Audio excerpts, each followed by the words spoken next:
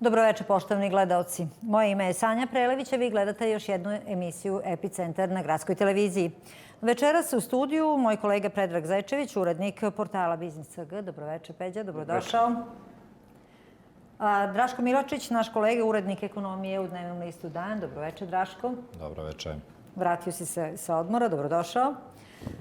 I naš specijalni gost je večeras predsjednik borda direktora Elektroprivrede Crne Gore, gospodin Milutin Đukanović. Dobroveče, gospodine Đukanović, dobrodošli. Hvala vam što ste se odazvali. Znamo da je bila velika gužva. Dobroveče, hvala na pozivu. Pozdrav za vas i vaše gledalce. Baš ste nas oduševili što ste onako reagovali na prvu. Doći ću, hvala vam. To je bilo tako Pa dobro.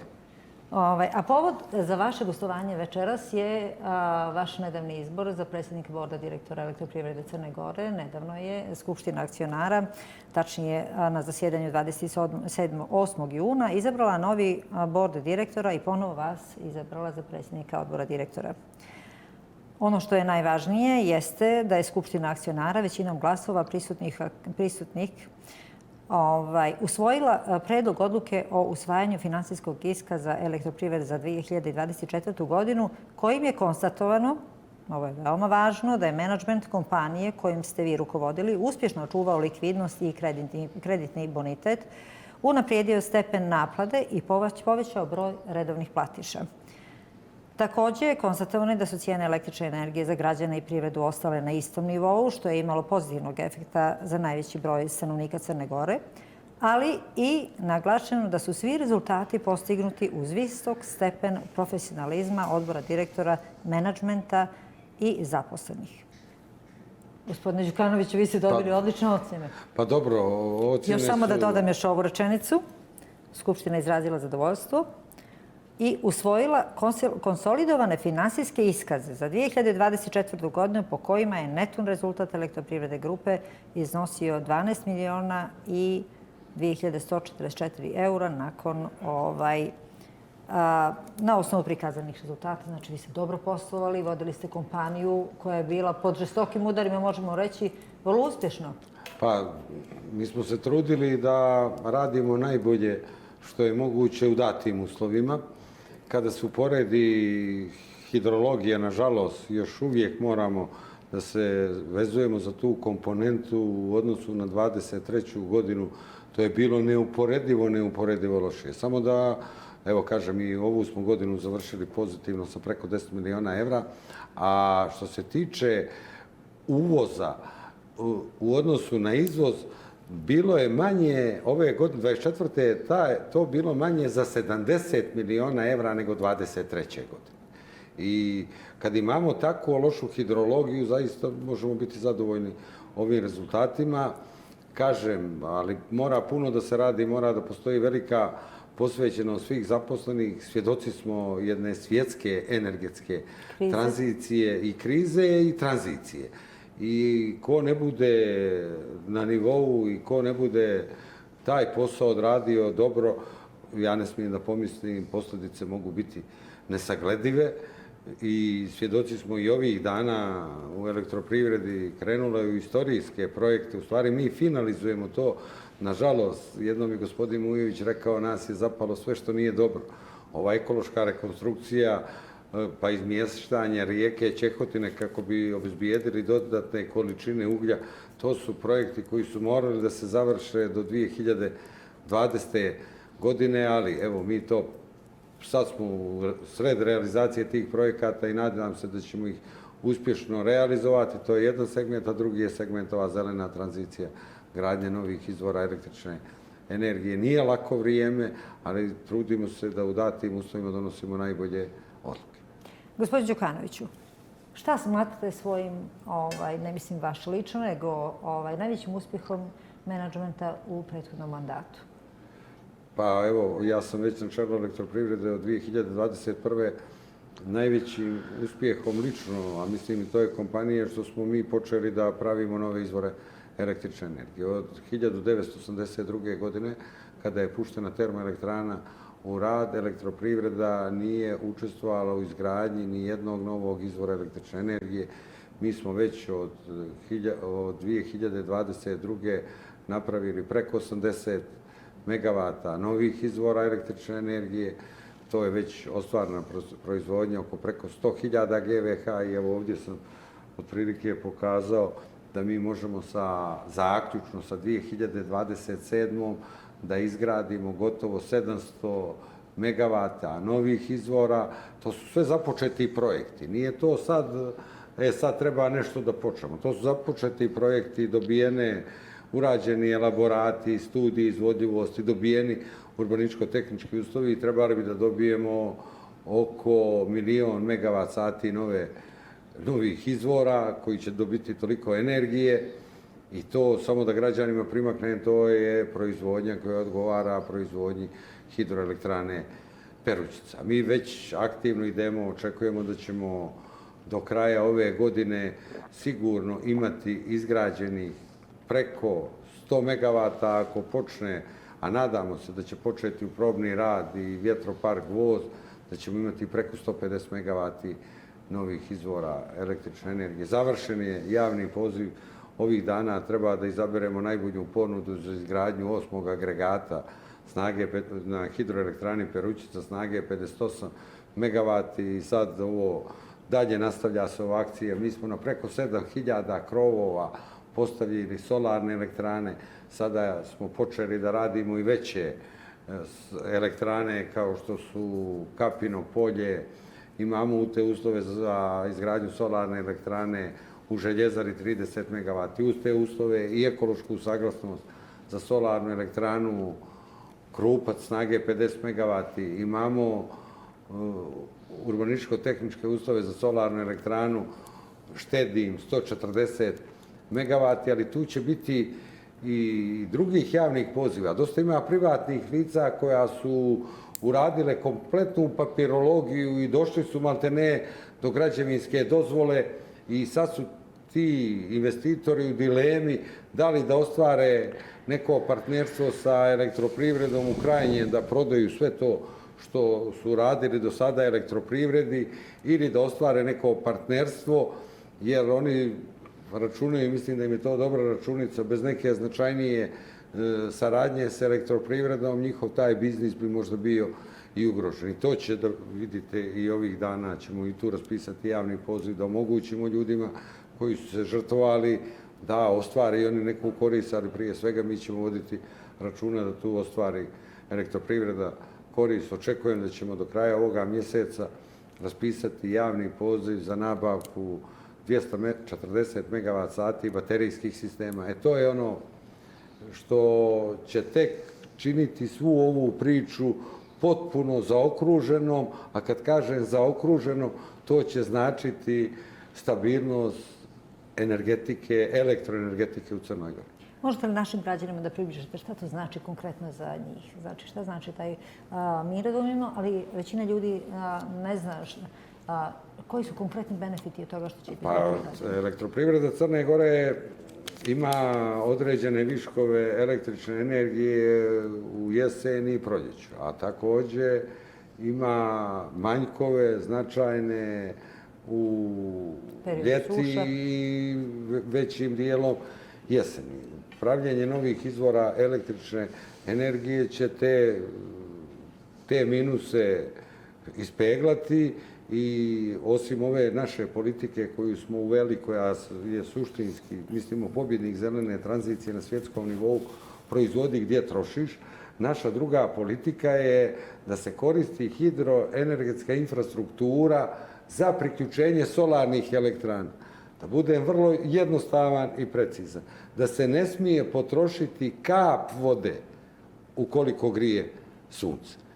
Ali kažem, pošto zavisimo, nije čitava godina, nije čitavi dan sunčan, mi ćemo primijeniti baterijske sisteme i obnovljivi izvor i imat će puni značaj, puni efekat tek kad budemo imali te baterijske sisteme i kažem, ubijeđen sam da ćemo do kraja godine instalirati ovaj jedan od 120 megavat sati, a na proljeće sljedeće godine drugi od 120 megavat sati i krenut ćemo sa snažnim razvojem baterijskih sistema. Odlično. Gospodine Đukanoviću, moram da uključimo i kolege u razgovor, ali samo nešto da vas pitamo. S obzirom da su sada aktualni ti takozvani G2G sporazumi, mi smo u javnosti se već čuje, provlače se informacije da će uskoro biti, odnosno to je čak i zvanično bilo najavljeno, da će uskoro biti potpisan međudržavni sporazum sa Francuzima i da će se taj sporazum prevashodno odnositi na gradnju, odnosno na investicije u elektrosisteme. Bilo je informacija da će se to odnositi prevashodno na gradnju hidroelektrane Kruševo. Imate li vi informacije o tome? Pa naravno da imam. Mi smo u razgovorima sa francuskom državnom kompanijom i mislim to treba da služi na ponos čitavoj Crnoj Gori, a nama iz elektroprivrede zaista to služi za ponos. To je jedna zaista kompanija u oblasti energetike evropski vrh. I ona je prepoznala određene potencijale. Ja sam i ubijeđen, možda to nije lijepo kazati, da je prepoznala jednu upravljačku strukturu unutar elektroprivrede koja ima viziju i mislim da je to dobra priča i da će se realizovati ta izgradnja hidroelektrane Kruševo. Aktivno učestvuju, razgovaramo sa predstavnicima EDF-a, državne francuske kompanije. Mislim da će to ići u pravom smjeru. Ja ovu priliku želim da iskoristim da bi mogli da razmišljamo i drugim hidroelektranama. Mislim u jednoj ozbiljnoj priči sa argumentima, da svi koristimo argumente.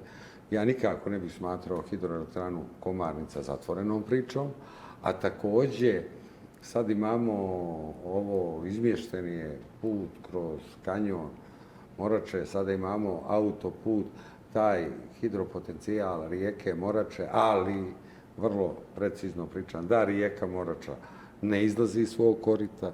Znači i da bude nisko Andrijevo. I da napravimo jedan sistem od 5-6 elektrana. Kaskadnih naravno, ja često kažem da bi to moglo da bude prvo da ide estetika plus energetika. Da ne bude energetika pa za ostalo nas ne interesuje, ali zaista smo ubijeđeni da bi ta elektrana, sistem kaskadnih elektrana na Morači bio zaista sjajan. Evo vidimo, pojavljuju se i drugi investitori, mislimo i kad budemo u prilici da razgovaramo i sa drugim investitorima, otvorit ćemo i tu temu, ali kažemo, kod Komarnice zaista trebamo da čujemo jednu ozbiljnu, argumentovanu priču. Mi smo u elektroprivredi sve izanalizirali i došli smo do zaključka da treba spustiti kotu za rijeku Komarnicu i teško nas neko može argumentima ubijediti zbog čega to ne treba da se radi.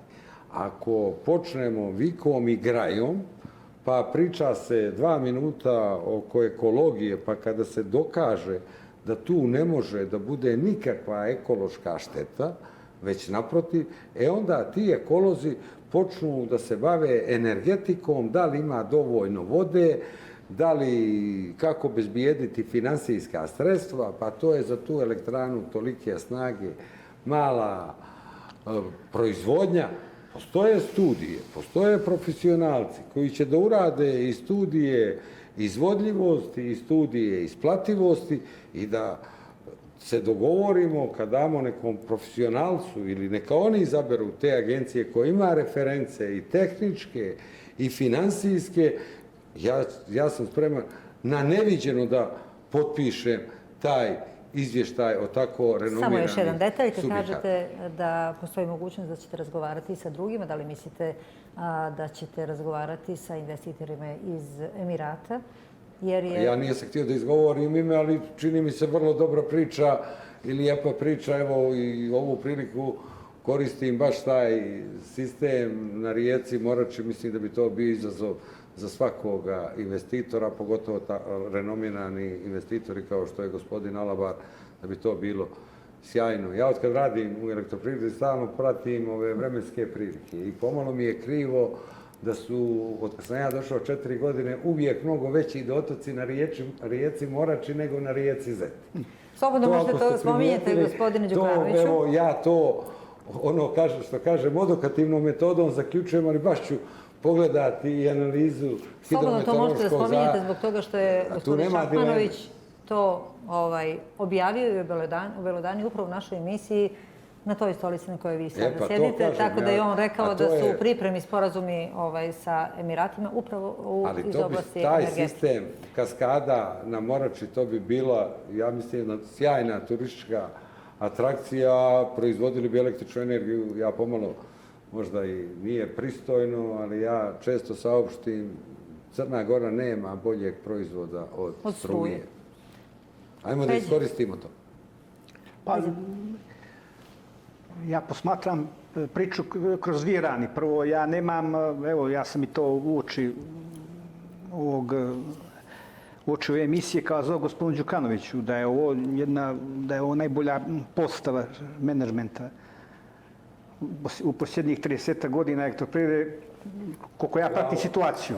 Znači, to što je, pa ne pretjerujem. Znači, vi ste u ciklusu, investicionom ciklusu koji me podsjeća na 1977. godinu kad se istovremeno gradila hidroelektrana Piva i termoelektrana Pljevlja. Znači, ovo jednostavno, imamo investicioni ciklus od 567 miliona eura koji se sprovodi mimo znači, hidroelektrane Kruševo, mimo baterijskih sistema, mimo Gvozda, mimo eventualno Britske gore koju ne treba da zaboravimo. Mimo gasne elektrane, ozbiljna priča. Tako je, znači, to su investicije preko milijardu eura i znači elektroprivreda je trenutno u najvećem investicionom ciklusu. To je prva ravan. Druga ravan je da zadnjih 5 godina, za razliku od svih zemalja Evrope, u Crnoj Gori nije rasla cijena struje, naprotiv, čak je malko pala. Znači, prema Eurostatu malko je pala, dok je u svim zemljama Evrope skočila, recimo, u prosjeku od 6 do, recimo, 30%. I jednostavno elektroprivreda, načito tu gospodin Đukanović nije dozvolio da elektroprivreda bude taj, cijena struje bude taj da pokrene novu spiralu inflacije. Najopasnije, nažalost, mi to nismo iskoristili, naša privreda to nije iskoristila, ona je podigla cijenu i mimo toga, ali opet to nije, za to je najmanje odgovorna elektroprivreda, ona je sačuvala građane što se tiče te niske cijene struje toliko da jednostavno da sad građani sad kupuju invertorske klime, i griju se jer je jeftinije nego bilo na drva koja je kubik 80 eura. Ono što zamjeram i ovako je što je elektroprivreda malko u posljednje vrijeme odustala da im članovi borda direktora budu eksperti. Znači, gospodin Mujović je usvojio to pravilo da su ovako dva viđenija profesora i stručnjaka bili eksperti. Sad je malo... Tri. Sad malo vidi nekako mi je... Malo se odustalo od toga, ima stručnjaka, ali ima i partijskih ljudi mnogo, ovako koji su prepoznati kao partijski ljudi koji nemaju mnogo iskustva u tome i to mi je ovako osnovna zamjerka. Drugo, što mi je zamjerka je ogroman broj partijskih zaposlenih ljudi koji steče utisak da nisu se nekako pronašli, nisu mnogo možda i obučeni liše solara gdje je nekako to dobro napravljeno, konkretno u zavisnosti od onoga početka koji nije bio dobar. Znači, to bi bilo malo zamjerke. Ipak, moj utisak da u bord direktora treba biti stručnjaka, a ne partijskih ljudi, strogo partijskih ljudi. Ja samo želim da kažem, zaista, prethodni bord direktora elektroprivrede, moram da istaknem, mene je služilo na ponos da presjedavam tim odborom direktora i tačno je to, postojala je jedna partijska kvota, 4 člana su imenovala partija, ali samo jednu stvar da znate. Nijedna partija nije spremna, mislim to je logika, da u takav organ pošalje neko ko se ne razumije. Partije imaju kvalitetnih ljudi, pa ne smije da bude prepreka nekom što je član bilo koje partije da toga diskvalifikuje da obavlja značajne funkcije. Malo se, neće gospodin Zečević zamjeriti, malo se ovdje pokušava u Crnoj Gori karikirati to partijski čovjek i to. Partije su živi organizmi. Svaka partija se trudi da u svojim redovima ima što više obrazovanih ljudi. A u svakoj partiji, kada se prave liste, vodi se računa da u vrhu liste ili listu da popunjavaju zaista ljudi dokazani u običnom životu. A onda neko uzme, on je član partije, on ne može da obavlja ni jedan posao drugi. Ja prije nego što... Samo hoću da vam kažem, neću ja da vas da demantujem, ali ću da ukažem na ovu stvar.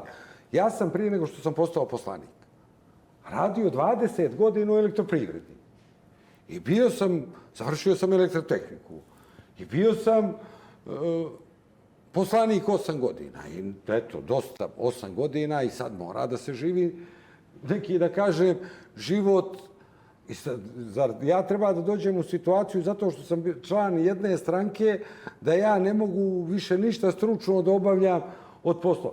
I tekako, ja govorim, ozbiljne partije, a smatram partija koju ja pripadam je izuzetno ozbiljna, vodi računa da ima kadrove koji su se u životu i prije te funkcije poslanika dokazali u nekoj nauci, privredi, da je dobar ekonomista. Pa ne može partije, i partije kad kroz svoj program koji predstavljaju građanima, to će posle da se odrazi, taj program može da se sprovodi kroz određena preduzeća. Ako moja partija izađe i u kampanju, vodi kampanju da je za Crnu Goru vitalno važno, da što bude efikasnija u energetskoj, odnosno zelenoj tranziciji i da ćemo mi, ukoliko dobijemo šansu, uraditi sve da damo prioritet takvoj politici, pa je prirodno da neko iz te partije dođe na tim mjestima gdje može da se na tom nivou odlučuje i da forsira tu priču. Jer građani, ako su građani povjerovali u tu priču, da je ta priča dobra, pa građani su dali u krajnji legitimitet. Ovo je možda bila opšta priča, ali hoću da vam kažem, prethodni odbor je zaista sjajan bio, ali i ovaj sadašnji odbor, koliko sam upoznao, mi imamo zaista, evo, pa ja mislim, evo, da sam ja prepoznao neke partijske ljudi koji su da nije poznati. Upoznajući ove ljude, mi imamo, slobodno mogu da kažem, u ovom odboru je sad profesor sa Ekonomskog fakulteta u Beogradu, Dragan Lončar, to je reprezentativno ime za čitavi Beogradski univerzitet, također imamo i mlade koleginice i kolege. Znači, novi saziv čine Jelena Anđelić, Takir Đon Baljej, Milutin Đukanović, Neven Gošović, Simo Jokić, Dragan Lončar i Ifran Husović. Pa što se tiče cijena električne energije, ja sam već u emisiji saopštio pred kojim se izazovima sve elektroprivreda nalazi, da je povećana značajno potrošnja na preko 160 gigavat sati godišnje. Također ne radi termoelektrana, radimo ekološku rekonstrukciju, izmještamo rijeku Čehotinu, a također prijeti nam i određene takse na proizvodnju i kad počnemo da radimo na proizvodnju električne energije iz uglja, takozvani CBAM-ovi, pa ekološke takse, sve to treba imati u vidu, ali mi ćemo se u elektroprivredi zaista truditi da budemo maksimalno odgovorni. Mislimo da neće doći do povećanja cijena električne energije. Moguće da u narednom periodu, jer imamo odluku do 30.6. o popustima za redovne platiše i određenu potrošnju, možda ćemo preispitati tu politiku popusta, ali mislim i prilikom preispitivanja te politike da ćemo voditi računa o građanima koji racionalno koriste električnu energiju i da ćemo se potruditi da njima ne dođe do neke značajnije promjene. A šta to znači, gospodine Đukanović? To znači da će, recimo, jedno domaćinstvo, ukoliko se zadržava, recimo, na računu do, na primjer, evo, recimo, 500 kilovat sati. Pa to je 500 kilovat sati je 50 evra. Pa mislim da bi mogli da zadržimo politiku popusta prema tim potrošačima koji smo imali i do sada. Znači, a to je najveći broj potrošača u Crnoj Gori, znači njima se ne bi promijenila cijena električne energije. To je veoma važno. Ali uslov je, rekao sam, sve sam naveo šta nas opterećuju u poslovanju. Ovo odnosi na period do kraja ove godine? Pa vjerovatno će odluka biti na period do kraja ove godine, ali kažem, nama je suština da naveo sam sve probleme, a da bi to mogli da zadržimo i ovakvu ili sličnu cjenovnu politiku, mi moramo da radimo nove izvore električne energije. To je suština. Da počnemo da stvaramo viškove električne energije. Kad budemo imali viškove električne energije, pa ko treba prvi da osjeti benefite? Trebaju da osjete vlasnici elektroprivrede. A ko su vlasnici? Građani, tako To je. je prirodno, jedno za drugim se povlači. Daško. Dosta stvari je ovdje rečeno. Ajde, ja bih samo dao jedno malo objašnjenje. Ako sam dobro shvatio, prije je bilo 4:3 odnos partijskih članova odbora direktora, sad je 5:2. I mislim da negdje treba reći javnosti da je razlog za to ulazak Bošnjačke stranke u vladajuću strukturu, odnosno rekonstrukcija vlade, jer elektroprivreda nije jedina. Imamo još primjera gdje su takozvani eksperti zamijenjeni sa članovima Bošnjačke stranke. Druga stvar koju bi posjetio gospodina Đukanovića, s obzirom na ovo što je spomenuo za politiku naknada, je da je premijer Spajić, kad je bila odluka Regulatorne agencije za energetiku da će se porasti cijena struje, da je tad izričito rekao da u ovoj godini građani, ne samo ovi, da kažem, mali potrošači, nego svi, da neće osjetiti povećanje struje, što bi značilo da, ako dobro tumačim njegove riječi, njegovo obećanje, da bi to moralo da bude, kako se zove, za sve potrošače, pa čak i ove koji troše više od 500 kW, da bi morao da bude popust u ravni toga da ne osjete. Mi ćemo to sve naravno to, ali dolazi do nego kažem samo, Jesam ja slučajno rekao da se potrošnja povećala 160.000 MWh. To kad prevedete na berzanske cijene, to je 16 miliona evra. dobro. To kad prevedete, to je 16 miliona evra i to mijenja poglede određene. Naravno, bilo je priča ovdje o zapošljavanju. Ja sam malo gledao finansijske iskaze koji su dostavljeni poreskoj upravi i negdje sam vidio neke, da rečem, nelogičnosti koje bi vas pitao, ako možete da mi objasnite. Znači, za elektroprivredu je da je prosječan broj zaposlenih u prošloj godini povećan za 92, a na nivou EPCG grupe za 470 radnika. Troškovi zarada u 2024. su manji nego u 2023. Iako je povećan broj radnika, ovo je i za elektroprivredu i za EPCG grupu, ali koliko vidim dominantno je tu elektroprivreda, gdje su troškovi zarada manji za nekih 2,12 miliona. Pa me samo zanima kako je moguće da ste povećali broj radnika prosjeka. Ovo su detalji iz, to je jedna kategorija, statistički aneks koji se predaje poreskoj upravi. Uglavnom, kako je moguće da ste povećali broj radnika, konkretno za elektroprivredu, za 92, a da su vam troškovi zarada manji nego godinu ranije? I zanima me za EPCG grupu, znači koja čini Željezaru i Solar i dakle, malo je veći broj.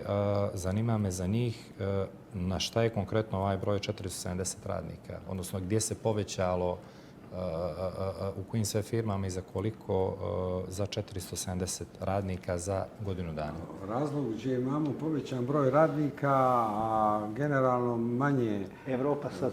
Manje troškove zarada. Ne, ovo su troškovi svi, nema veze ovo nije neto, pa da se smanje porez. Ovo je za sve. Ovo je bruto. Ja mislim da u toj finansijskoj politici da ona nije rađena u prethodnom periodu dobro, jer ne možemo radnike koji učestvuju u investicijama smatrate da je to trošak zarada. I prvi put se odradila za jedan dio zaposlenih kapitalizacija zarada. Iz toga razloga to može da se desi o čemu vi govorite, jer ja sam objašnjavao na Skupštini društva, bila su slična pitanja. Radnik koji uzme šaraf i sad taj šaraf on ugrađuje u solarnu elektranu. Šaraf nije trošak, iako je materijal, ali nije trošak. I moj rad toga radnika koji zašarafljuje šaraf ne može se tretirati kao trošak. Na drugu stranu, ako taj radnik uzme šaraf i zašarafi ga u ovaj sto ovdje, tada je i šaraf trošak kao materijal, a i moj rad je trošak. Jer kad sam napravio elektranu, elektrana će za mjesec dana svojim radom i prodajemo tu električnu energiju, pokriti tu vašu zaradu. To je razlog zbog čega može da se desi i ja mislim da je u elektroprivredi trebalo izvršiti mnogo veću kapitalizaciju zarada i pokazati da te zarade ne mogu da budu klasični troškovi. evo, pokazao sam vam na jednom jednostavnom primjeru. Čekaj, Da li što onaj- znači kapitalizacija? Mislim, jeste vi smanjivali nekom broju radnika plate, pa Ne, ovdje nije to. manji nije samo fond. prebačeno. Jedan dio se knjigovodstveno Prebačuje knjižio drugo. kapitalizacija Samo. zarada. Ja sam vama, evo, vi ste bavite ekonomiju. Evo, dao sam vam dva klasična primjera. Da li je vaš rad kad radite na elektrani za šaraf i tešaraf? Da li je to trošak zarada? Naravno, imaće se koliko je ukupno dato za zarade. Da li je to trošak zarade ili se vaša zarada može kapitalizovati? Vi stvarate novu vrijednost. To su te stvari. Ja mislim da u prethodnom periodu, od 21. da trebalo voditi računa. Ovo je urađeno ove godine, to nije preveliki iznos. Ja mislim da su ti iznosi trebali da budu mnogo veći i trebalo je izvršiti i tu kapitalizaciju zarada i za 22. 23. godinu, ali nijesmo sad, da ne kažu, evo, namještaju rezultat kroz ovo. Želimo da dobijemo ozbiljne analize revizorskih kuća, da nam oni daju sugestije. Mi pitamo često ovaj chat GPT, vještačku inteligenciju, da li je to, da li kako može da se kapitalizuje. Jasno je da tamo gdje stvarate novu vrijednost, gdje stvarate nešto što će u budućnosti da vam ostvari profit, tada kad napravite to, ne može vaša zarada se tretira da je običan trošak. Za razliku ovoga kad nešto uzmemo, zašarafimo u stolicu ili u ovaj sto ovdje, oni ne donose.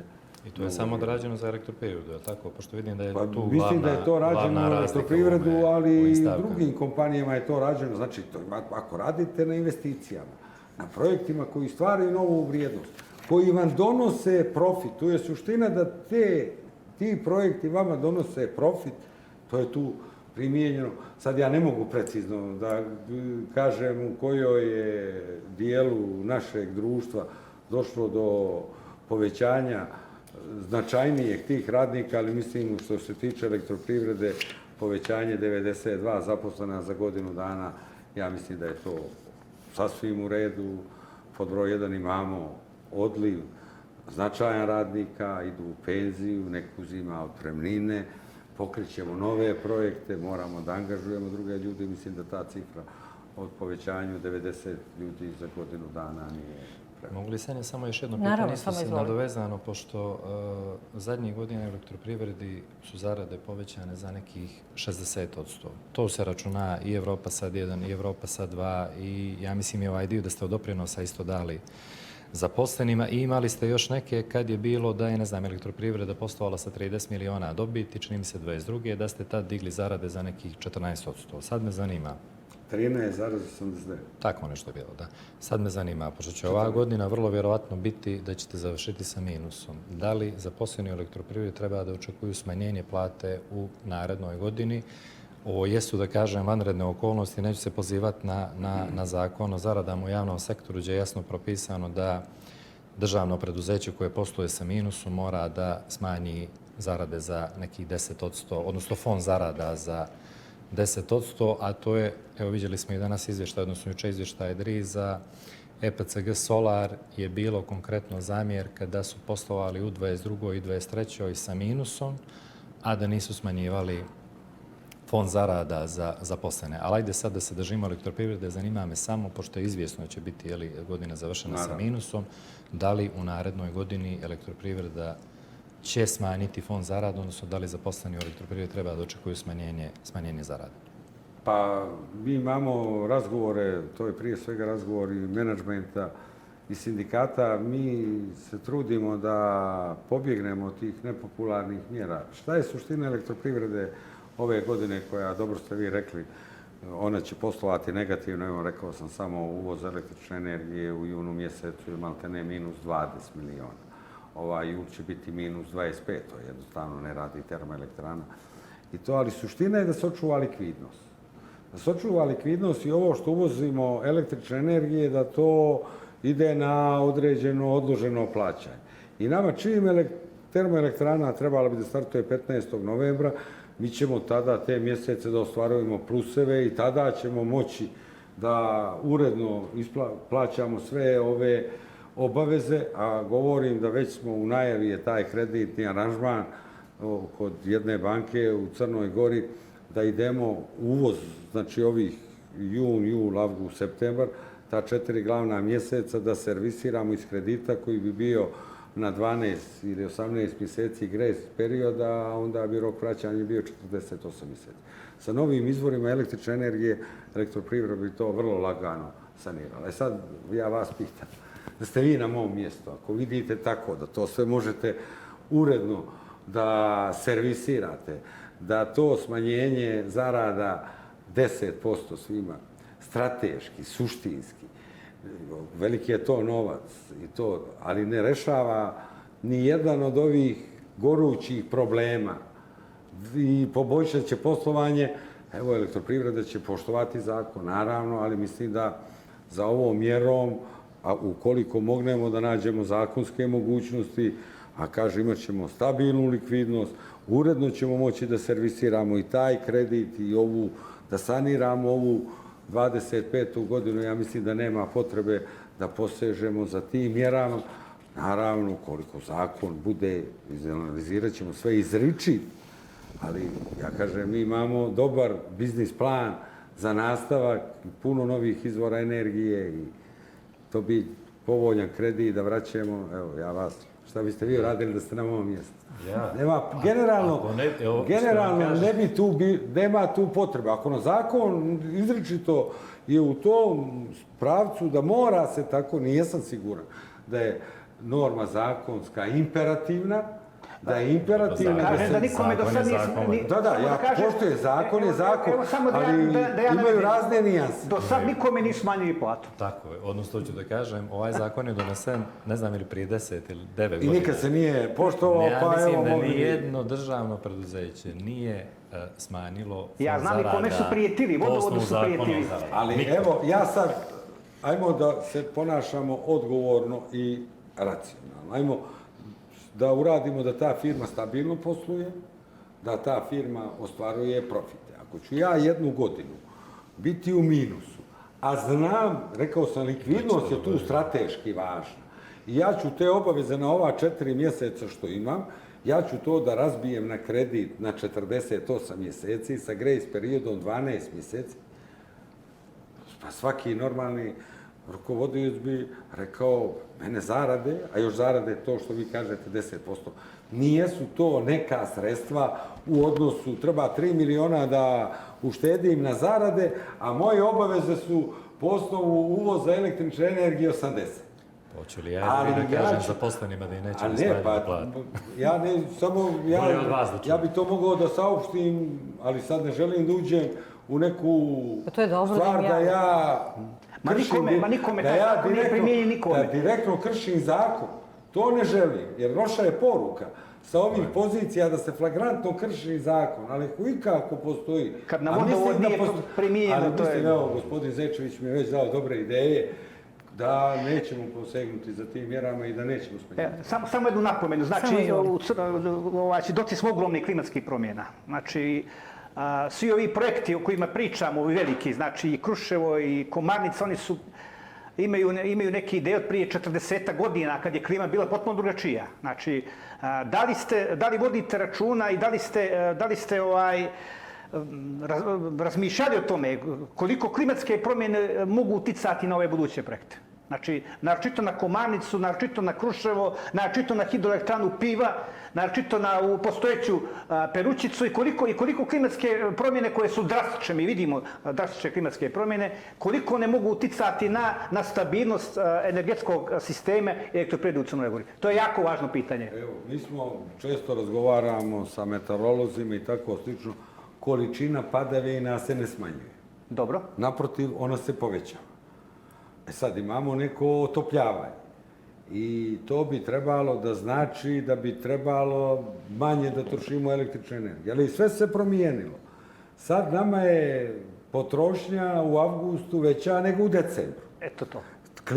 Klima uređaji se... Znači, nesporno je da potrošnja raste, Pa kažem, zato sam ja imao i određenu kočnicu i saopštio sam ovo kad ste me pitali oko popusta, bilo je obećano čitavu godinu, ali mislim da ipak teško je bilo predvidjeti baš da ćemo za 160 GVH da imamo povećanu potrošnju. I I to je ono što ljude ćera da moraju neke stavove ponekad da se i preispitaju, ali vodeći ponovo računa o ljudima koji racionalno koriste energiju, pa moramo da pošaljemo jednu poruku u kraju. Da mora malo da se štedi električna energija. Da pošaljemo tu poruku, a da se ne naruši neki komfor životni.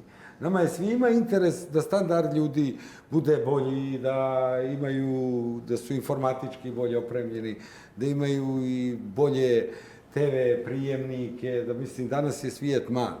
I naravno, tu se troši određena električna energija i želimo da zaista da standard građana bude bolji.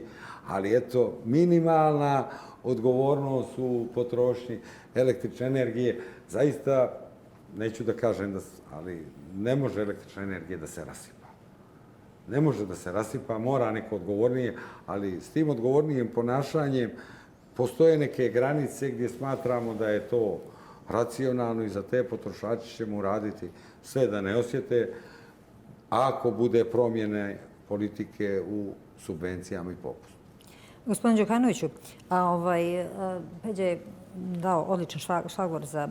Prošle godine smo usred ljeta imali veliku havariju i pola Balkana je ostalo bez struje i onda se vodila istraga odakle, gdje i šta i kako i na kraju, nakon višemjesečne istrage, da tako kažemo, došlo se do izvještaja da je ipak problem bio kod nas. Kada je bio ministar energetike, gospodin Saša Mujović je to nama vrlo plastično objasnio, a moje pitanje za vas danas je da li vi imate mogućnosti i da li vi nešto činite da prenebregnete situaciju da se desi ponovo neka havarija kod nas? Pa to je u nadležnosti crnogorskog elektroprenosnog sistema, to što se desilo. Sad mi dramatizujemo previše. A šta bismo sad radili da nam se desilo ovo kao u Španiji i Portugalu? To su stvari od kojih se radi se tehnički, trudi se i to, ali sada garantuje se nešto, to je nemoguće. A nije to baš, evo, možda ću neoprezno da kažem, ali baš toga nivoa da evo malte ne kao da se desio smak svijeta. Šta bi bilo tek, evo vidjeli ste čitava Španija i Portugalija, 5 puta duže od ovoga dijela Balkana. Ja mislim da se ovdje stanje vratilo strahovito brzo. Ja znam da poznajem ljude iz CGS-a, da oni ulažu puno napora da se to ne desi. Imamo puno novih izvora električne energije, pitanje i tih mreža, distributivnih i prenosnih, i oni moraju da prate sav ovaj razvoj energetike.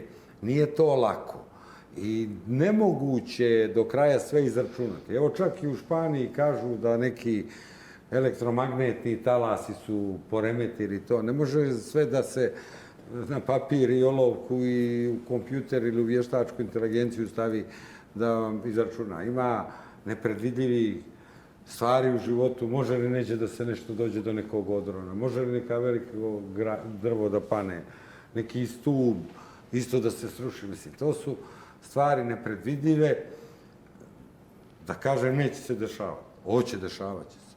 Ali ćemo se truditi i znam da će se kolege truditi da urade sve što je do njih i sve što je struka propisuje, ali kažem vam, toliko ima nepredviđenih okolnosti i nije lako ni te izvještaje. I ti izvještaji su ponekad dvosmisleni. Dvosmisleni nije, pa evo, da je to jednostavno, ne bi trajalo izrada izvještaja 6 mjeseci. Nije, pa desi se tada određeni, to je tako specifično, baš su mene pričali oko toga što se u Crnoj Gori, to je tako specifično bilo, neki drugi dalekovodi nijesu radili, pa se desi došlo do privijavanja sistema. Pa desi se što se desi, evo kaže, dešavat će se svuđe. Nije dobro što se to dešava, ali od toga se ne može pobjeći i život mora da ide dalje, a onda i energetika mora da se razvija dalje. Naravno. Draško. Jednostavno. Da, ja bi se osvrnuo, spominjali ste ove međudržavne sporazume i tako dalje. Ja znam da je prethodnih godina bilo dosta priče o izboru revizorske kuće i sad ste spomenuli usvajanje revizorskog izvještaja. Napomenut ću da ista revizorska kuća radi izvještaj Elektroprivrede nekih 4 do 5 godina. To je BDO, jeste. Ja sam negdje, možda prije 2 godine, radio neko istraživanje koje je pokazalo da nakon što BDO radi izvještaje određenog državnog preduzeća i dođe drugi revizor, često se dešava da taj drugi revizor ili da negativno mišljenje ili se uzdrži od davanja mišljenja, što je najgore u toj revizorskoj struci. Nekoliko godina ste raspisivali javne nabavke gdje se javilo više revizorskih kuća koje su bili bolje rangirane od BDO, ali ste na kraju uvijek na Skupštini akcionara, pozivajući se na Zakon o privrednim društvima, birali ovu revizorsku kuću. Meni je to malo onako izazivalo sumnju u smislu zašto se toliko drže ove revizorske kuće, zašto ne dozvole nekoj drugoj. I konkretno možda za vas pitanje, s obzirom da ćete sarađivati sa stranim kompanijama, zašto Elektroprivreda ne angažuje nekog od ovih takozvane velike četvorke za reviziju? Jer kad oni rade revizije, kad oni daju pozitivno mišljenje, tu nema kogod da dođe posle toga, nema tu šta on da nađe. Mislim, tako je generalno bilo. Jer, pretpostavljam, i ovi Francuzi kad dođu, kad vide izvještaj, opet kad vide, ne znam, jednu od te 4 kompanije, sigurno im uliva veću sigurnost nego kad vide neku našu domaću, iako naravno ovo nije ništa na račun ove naše domaće revizorske kuće, nego samo me, kažem, zbog svega toga što je negdje bilo zadnjih godina, prosto mi je uvijek bilo kao da bježite da date finansijske iskaze nekom drugom da ih pregleda, nego ih držite za ovu revizorsku kuću, a opet kažem, to mi je, mislim, mogu da sumnjam da je to zbog nečega, vrijeme će pokazati ili neće, ali uglavnom suština je negdje zašto ne angažujete ako ste već imate uvijek, dobro poslujete, velike prihode, državna kompanija, renomirana kompanija, zašto ne angažujete nekog od ove 4 velike kompanije za reviziju? Priča vrlo interesantna, ali nećete zamjeriti što ću sad da vam kažem. U priči imate konstruktivnu grešku. Dobro. Vi kažete mi biramo revizora, ne biramo mi. Vlada bira revizora. Skupština akcionara. A ko je skupština akcionara? Skupština akcionara je vlada. Predstavnik, pa kakve veze? Znači, sad vi to... Samo ne, pa ne možete... Ne može sad biti da vlada bira, da se vi ne pita. Moja ovlašćenja su do sljedeće. Dobro. Elektroprivreda raspisuje javni poziv za izbor revizora. Dobro. I mi ga strogo, poštujući proceduru, izaberemo prvorangirano. I nema tu Znam da tako je bilo prije 2-3 godine. Ne, pa pratite dobro. Završilo je na sud. A evo šta se desilo. Dobro. Mi izaberemo prvorangirano. Sve u skladu sa zakonom. I dolazi skupština društva, tačka, izbor revizora. Predlog EPCG je broj 1, koji je pobjedio na tenderu. Zna se koji uslove mora da ima, reference, i ja isto navijam za veliku četvorku. Ali javni poziv je javni poziv. I određene reference i dođe neko, ispuni, i nema toga ko može promijeniti tu rang listu. Čekajte, vi imate drugi zakon. Samo molim vas. Zakonom o javnih nabavki izaberemo revizor. Mi idemo na skupštinu, odbor direktora kreira dnevni red i predlažemo skupštini društva da izabere prvo rangirano. Predstavnik vlade dolazi jedan i on predstavlja 98,5% vlasnika. Također, u skladu sa zakonom, kaže, ja neću broj 1, izabran je broj 2. E sad, djeluje nonsens. Kako bi se vi ponašali da ste vlasnik Elektroprivrede, da ste vlada?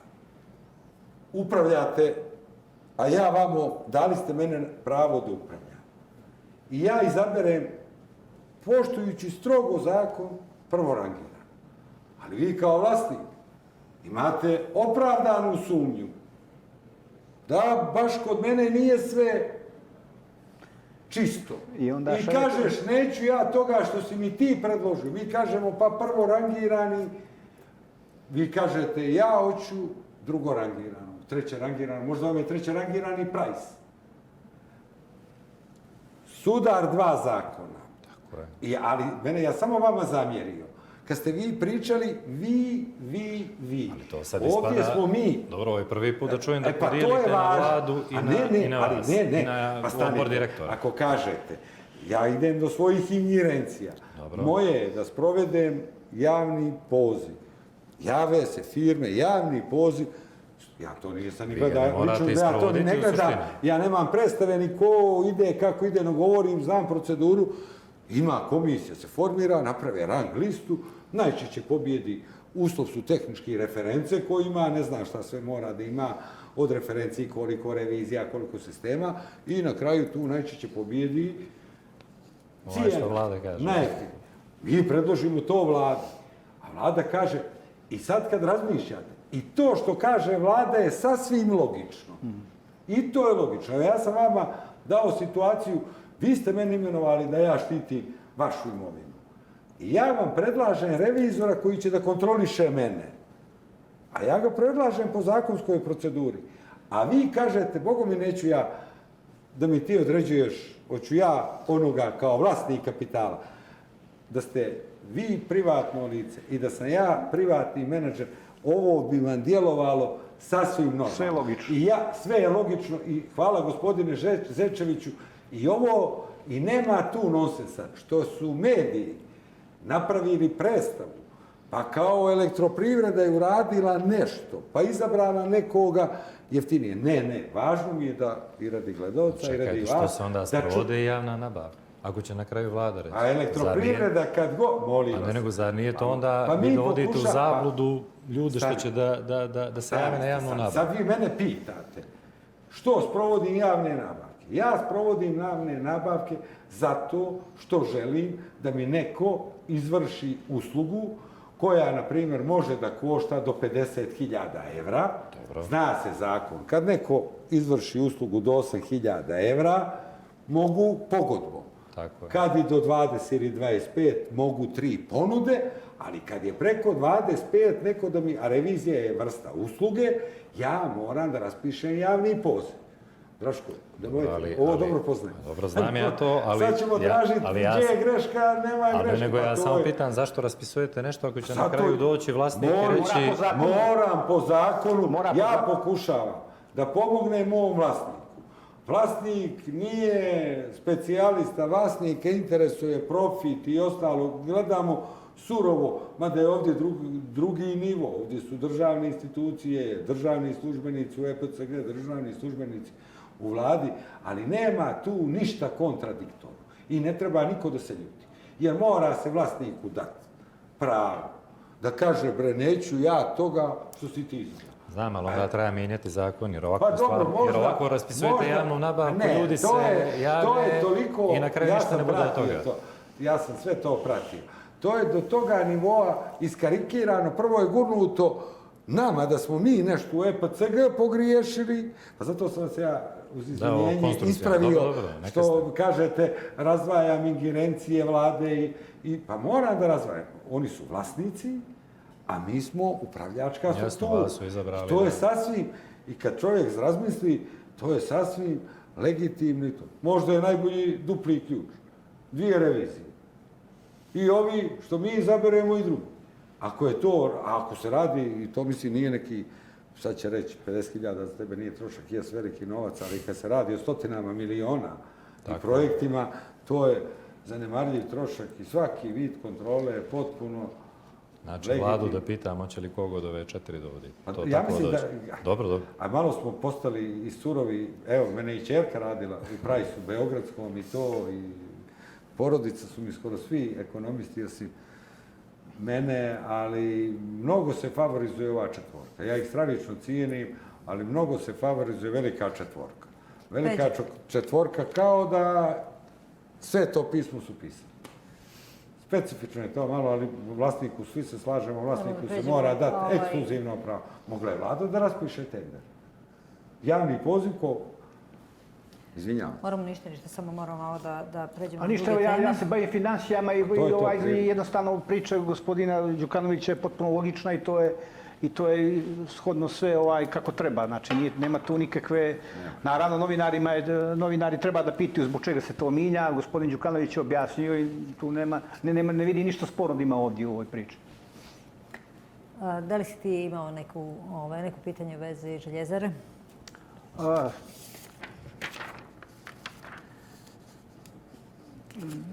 Sa ovim investitorom, što je bilo, on je platio neku kaznu, kako vidi budućnost željezare. Očigledno imamo veliku neku stvar, sam ne znam koliko može da se kaže. Radi se o jednoj investiciji za ove koja bi mogla da popravi tu cijenu. Sad ne znam da li gospodin Đukanović smije o tome i da priča. Smije. Tako da kako vidi budućnost željezare, ja nakon tog saznanja da se sprema ta investicija, smatram da će to sve biti u redu i da je to jako perspektivna kompanija. Pa evo ja iskoristio gospodinu Zečeviću, hvala vam. Mi u željezari zaista imamo dobar energetski potencijal. Mi smo dobili urbanističko-tehničke uslove da radimo elektranu solarnu 30 megavata. Ja mislim da je već na krovove postavljeno preko 10, da su 2-3 megavata već počela da rade. Ali kad smo kupovali željezaru, jedna od stvari koja je nama iz elektroprivrede bila strahovito značajna je da tamo imamo izvanrednu energetsku strukturu. Tamo imamo 2 transformatora snage 60 megavata. Znači možemo da priključimo određenog proizvođača koji proizvodi 60 megavata. Samo da primaknem gledalcima, mada nije to baš do toga nivoa, ali danas pravimo vjetropark Gvozd snage 55 megavata. Priključak, jer je to posebni lot bio, će da nas košta 20 miliona evra. A u željezari planiramo i ubijeđen sam da će do kraja mjeseca da izađe javni poziv da instaliramo 2 baterijska sistema snage 240 megawat sati. To su kontejneri dužine 6 metara, širine 3, visine 2. Otprilike ti kontejneri idu oko 5 megawat sati. Pa sad podijelite 240 sa 5 i to je budućnost. Kažem, ova zelena tranzicija bez baterijskih sistema djelovaće neozbiljno i mislimo da je za elektroprivredu već upaljen alarm da nabavljamo te baterijske sisteme. Također, osim tih velikih baterijskih sistema koje su po meni bolji nego reverzibilne elektrane, krećemo sa ponudom i za male baterijske sisteme za domaćinstva, mada po današnjem zakonu ja navijam tako da ostane ovi mali sistemi. Najbolji baterijski sistem je naša mreža. Za male ovo, za 10 kW naša mreža, ali također ćemo kupovati ove srednje baterijske sisteme jer imamo na određenim traforeonima pojačano interesovanje za postavljanje solarnih elektrana. Pa da bi bili fleksibilniji, možemo za te trafostanice da vežemo baterijske sisteme, na primjer 100 kW za 2 ili 4 sata i tako bi pomoću njih bi mogli da, malte ne da omogućimo svakom domaćinstvu da radi, da ima ugrađenu solarnu elektranu. Vrlo brzo počinjemo sa ponudama za stambene zgrade. Tu su najbolji uslovi za priključenje. Nadamo se da će skupštine stanara se odgovorno odnijeti, da će svi prepoznati svoj interes. Također planiramo u željezari da se posvetimo energetskoj efikasnosti, da počnemo da izađemo sa ponudom za ugradnju eloksirane stolarije i bravarije i kad smo bili na jednom sajmu u inostranstvu, idealna kuća je bila sljedeća. Sve eloksirana bravarija, na krovu su solarne elektrane, sa lijeve strane nalazi se invertor koji konvertuje tu jednosmjernu struju u naizmjeničnu, a sa desne strane baterija. Priska gore, gospodin Đukanović. Baterija i to je onaj, što se kaže, potpuno energetski efikasan i zelena proizvodnja. Oko Briske gore, evo iz vlade, danas smo baš pričali oko tome što se vlade tiče, za nju taj ugovor je završen. Nažalost, ja sam upoznao tu firmu Fortum i to je reprezentativna firma. Svjetskog nivoa, finska elektroprivreda, oni su bili čak i vlasnici dijela njemačke energetske kompanije i neće se po vladi, taj ugovor je prestao da važi potencijalno. Ja mislim da trebamo da nađemo način da ostvarimo saradnju sa Fortumom, jer kažem, toliko je to reprezentativna firma, nažalost, vlada prije 2020. godine, mogu slobodno da kažem, a da nikog ne uvrijedi, malo je zloupotrijebila tu kompaniju.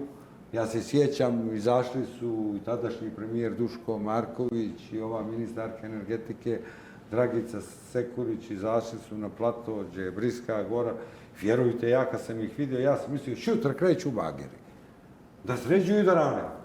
Međutim, nikakvih papira, imovinsko-pravni odnosi, prostorni planovi, a grijeh je, jer sam upoznao tu kompaniju. Znači, to je još uvijek na nivou ideje, Grijeh tako? naravno, kažu da je to, da nema taj ugovor, da se ne može realizovati, ali želim ovu priliku da iskoristim. Upoznao sam, išli smo mi kao ekipa u Finsku, to je reprezentativna kompanija, to je svjetski nivo u oblasti energetike. I mislim, mi kao društvo imamo obavezu prema njima da im omogućimo da ostvarimo neko partnerstvo u nekom projektu, jer nije fair. Iskreno mislim, nije fair, a sada budem, nije ovo demagogija, ja sam se osjećao neprijatno kad je neko prevaren na takav način, ali ne možemo sad sve da svalimo, prevarili su nas svi ne interesuje.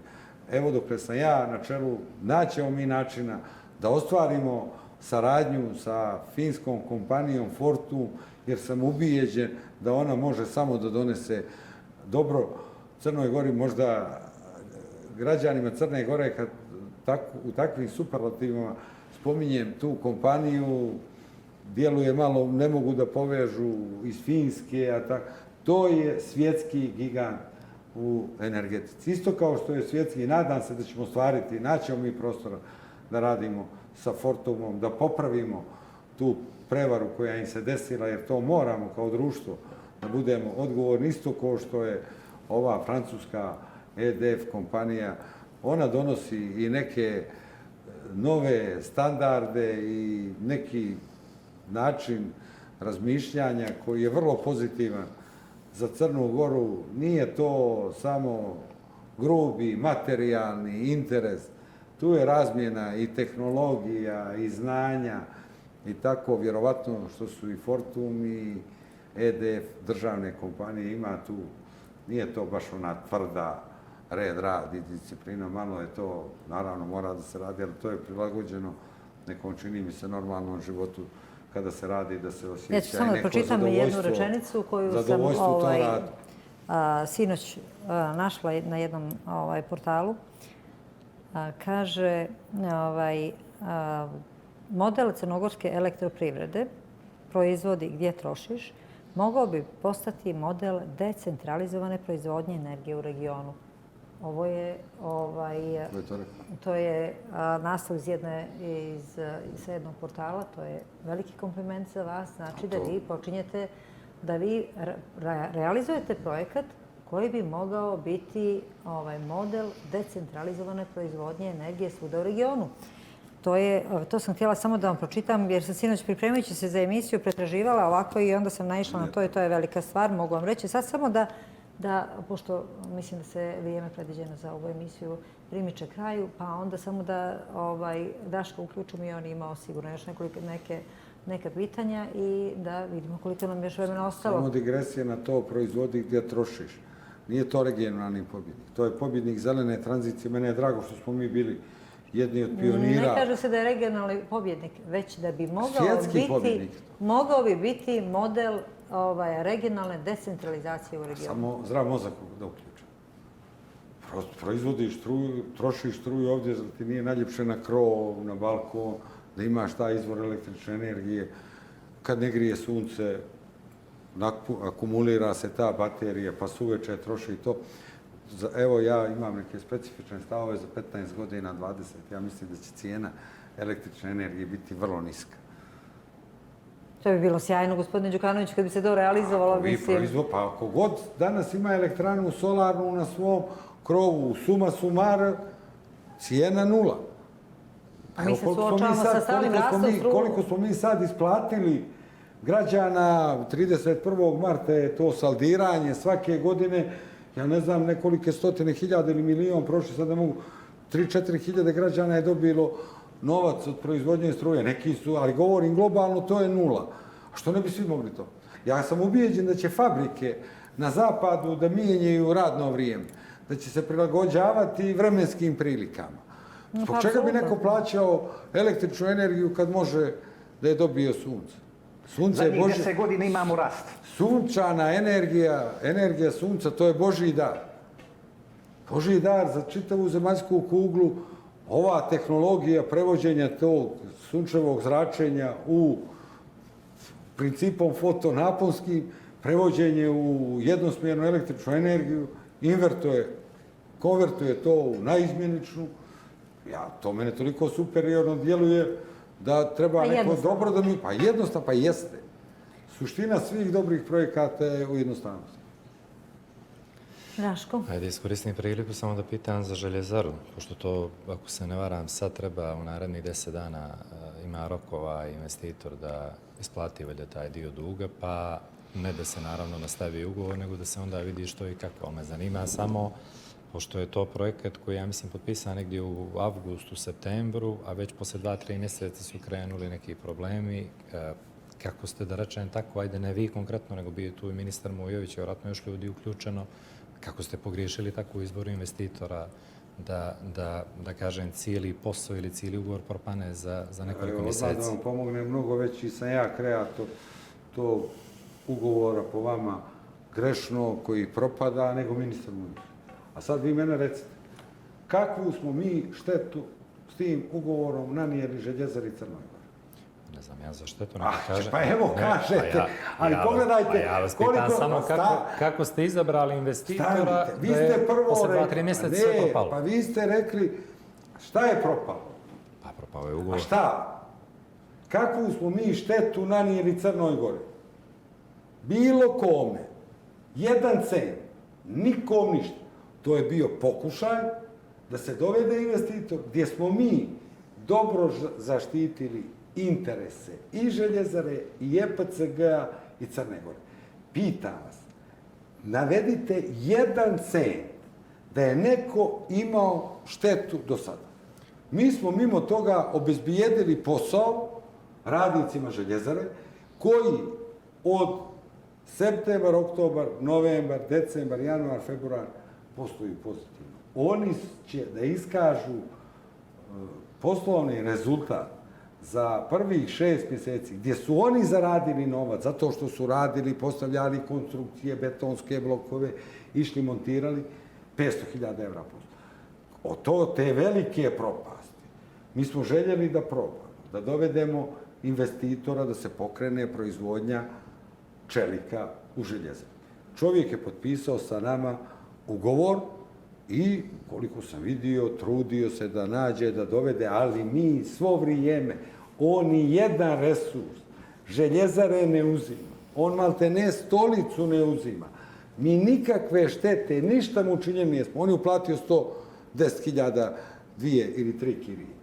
Također je dovodio najbolje stručnjake i kompanije iz branše proizvodnje i prerade čelika. Ljudi kad dođu, kad vide to tamo, vide da to nije za proizvodnju. Da bi ih puno koštalo, da pokrenu, da je to u velikoj mjeri devastirano. Ali ipak se nešto iskoristili, tako? Evo da budem krajnje otvoren. Mene je žao gospodina Šamisa. Izgubio je sigurno 200.000 evra. Žao, a nije uzeo, šta je on dobio od nas? Ako je neđe na večeru se otišao, ništa, on ih isto. Šta je on uzeo? Gdje nas je oštetio? Bio je pokušaj, ali važno je sljedeće. Da smo mi obezbijedili posao za sve radnike Željezare. Da smo uspjeli da pokrenemo proizvodnju čelika, to bi bio još dodatni plus. Znači, nema štete po Željezaru, nema štete po EPCG, nema štete po državu. Evo, čak smo i zaradili to 110.000 evra što je platio, vjerujte mi, no ne mogu zakonski, mi moramo se ponašamo u skladu sa zakonom, tražit ćemo i te. Mi smo svaki mjesec njemu fakturisali, ali i kiriju, pa prvi kirija plus 25 radnika bruto.